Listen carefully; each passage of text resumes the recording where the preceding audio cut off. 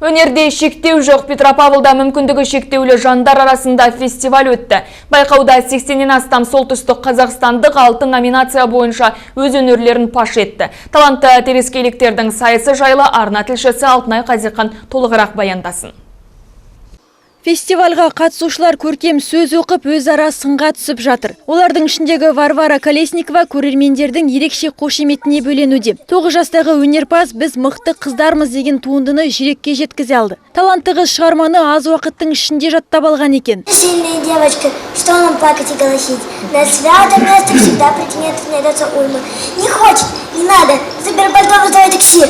Подрастем и напишем о нем в мемуарах 3 вялых дюйма. Мне очень понравилось. Кітап оқып отырған кезде осы өлең жолдары өзіме қатты ұнап қалды. Қайта-қайта оқығасын есімде сақталып қалды. Көркем әдебиетке қатты қызығамын. Мұдан өзге де авторлардың туындыларын жатқа білемін әрі. Қолөнермен де айналысамын. Бескөлдік Медрес Кеңесов те өнерден құралақан емес. Бозбала мәдени шараға Жамбыл Жабаевтың Тоқтағұлға өлеңін жаттап келген екен. Белсенді оқушы мұндай шығармашылық байқауларды қалт жібермеуге тырысатынын айтады. Бұл байқау мен 2 апта дайындалдым деп айта аламын. Келдің бе ақ қиғым алыс жерден, өтіпсің санға пұшып асқар белден, алмас пұшақ қап түбін жатпас деген. Хан төре айналмайма сенде ерден, ер ғана елін табар іздеп жүріп, жүрсе де ғұмырында қорлық көріп, құландай ақ бұған үзіп қашқан, жетіпсің енді міне елге келіп. Бұл жандардың барлығы бірдей өнерге ғашық. Мұны олардың көздеріндегі жалынан ақ байқауға болады.